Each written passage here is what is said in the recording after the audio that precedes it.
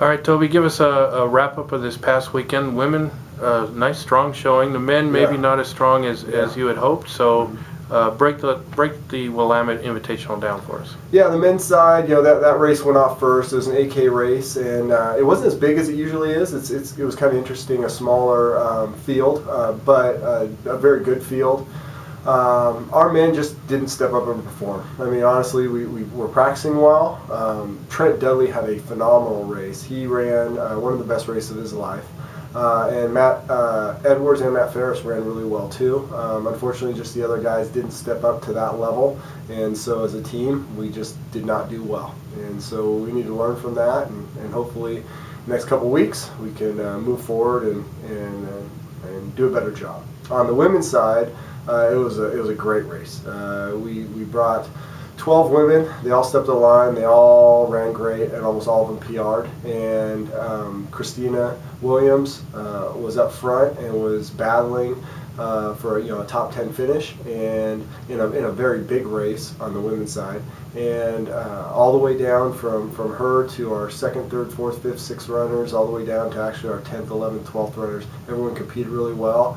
And we weren't that far away from Willamette, who was in our conference, and beat everybody else that was a regional school or a conference school. So we're really excited for the women and feel that we're getting better every week.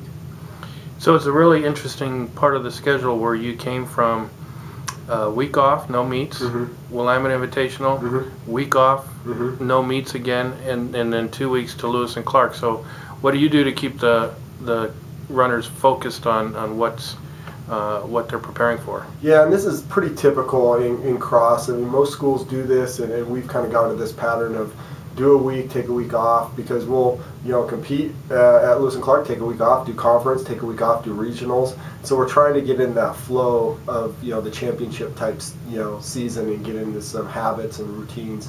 And it's also nice because you come off a meet like Willamette that is a fast course and a good race, and you can either build off that momentum, or if you have a bad race like the guys, kind of go back to work for a couple weeks and not feel like, oh, we got to get ready for another race this weekend. And then this will be our last conversation until after the Lewis and Clark meet. So the Lewis and Clark meet, that'll be the last meet before conference. So you're going to use that as a way to kind of determine the team for conference championships? Yeah, a couple of things. One, it's the first time we've gone to this meet. We've never gone to this meet before. It's a traditional meet for almost everyone in our conference has attended this meet, except for Willamette never goes and we never go. But we've decided that we're going to attend the meet this year and get a little more conference competition, as opposed to going to run against kind of the Division I schools that we tend to run with up here. On the men's side, it's pretty easy who's running a conference. We get to run 10 and we only have 8, so that'll be easy. On the women's side, we have 23 women and we only get to run 10, and so figuring out who those 10 are, top 7, pretty easy to figure out, or 8, but then you get to 9, 10, 11, 12, they're all pretty much the same right now. And so yeah, the next actually 4 weeks of practice and one meet will help us determine who we're going to actually put on the line at that conference championship meet.